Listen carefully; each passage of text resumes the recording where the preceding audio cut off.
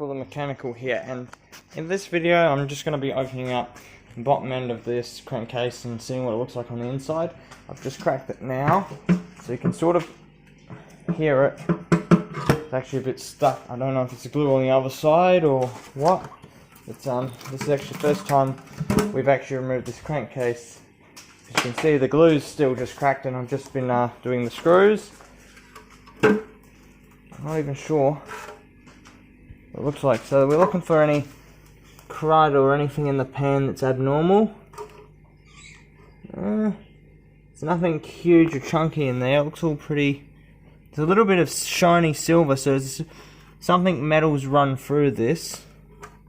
And there's some clumpy stuff in that corner, so there is something that's been running through this, or it's just dirt from when it was running or not running.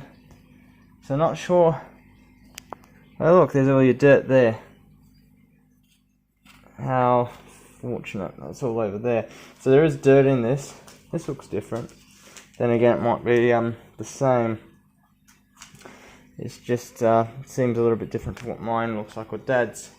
The idea is what we're going to do is we're going to pull the bottom end partially apart. We're going to remove the top caps and just check the bearings to see what they look like. Maybe even the other caps for the pistons to just see what the condition of this engine is. Might actually do this while I'm at it. Got a can of degreaser here. I'll just spray some stuff to make it easier to work with and look at stuff.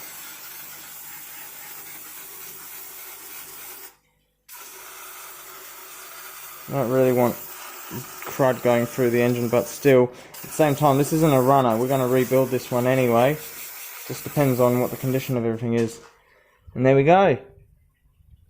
So there's stuff in the pickup. I don't know if you can see this.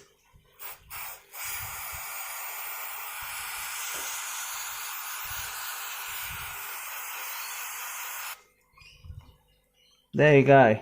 So it has done something. I can't actually see on the camera here from this angle. But something's run through this engine, and that's what that crud on the top is. So it looks like it could be bearing material, it could be something else.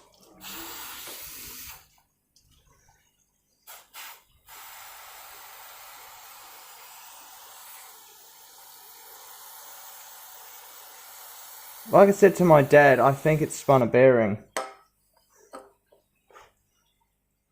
Because that looks a bit like bearing material. So I reckon this is spun a bearing, and I reckon it's the bottom end.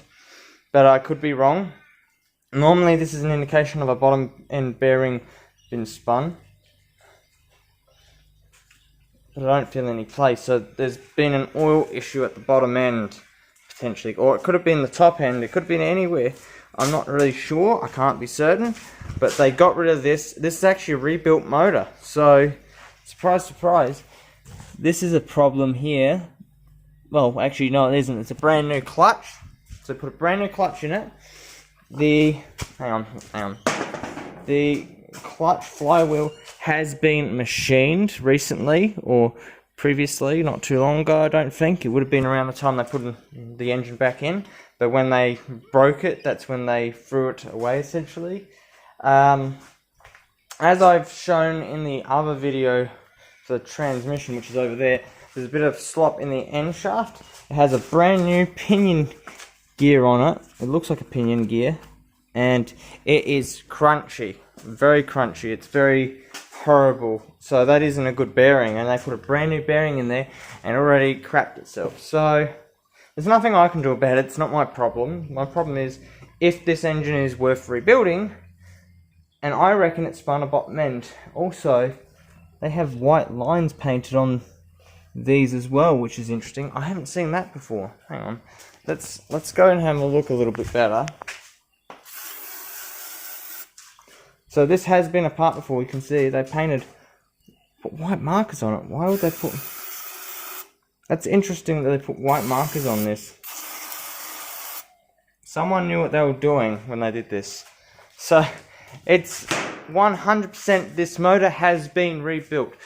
To what extent and what knowledge, we have no idea. That's why it's here. And that's this is actually a steal for that money, because if the block has been machined before and everything's been done right, then some of these jobs that we'd have to be paying for normally, we don't have to pay for. We can just clean them up and put the engine together with this block. Like we can take that one out there, put new rings on it, just, dingleberry hone this one, put all of that stuff into this, put it all together, and away we go, because this has a good flywheel on it and the gear is nice and neat on it, meaning if I pull mine out, I get an opportunity to potentially, when I get a welder for it, or the task and the materials and whatnot, I can literally weld up the end of the teeth and fix it all up.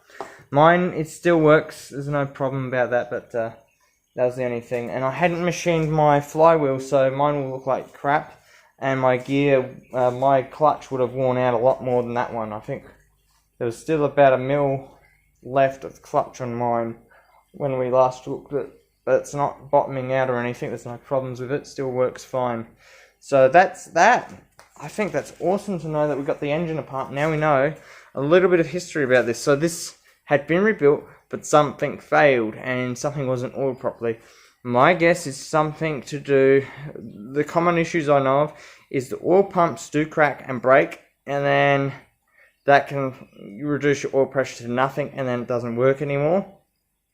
The balance shaft seizing up can cause an over-pressurization of oil somewhere else, and it can seize up and blow the belt, but the belt's still there, so it hasn't disintegrated, so balance shaft's out of the equation, I reckon, and because we can spin over the motor, that's another thing.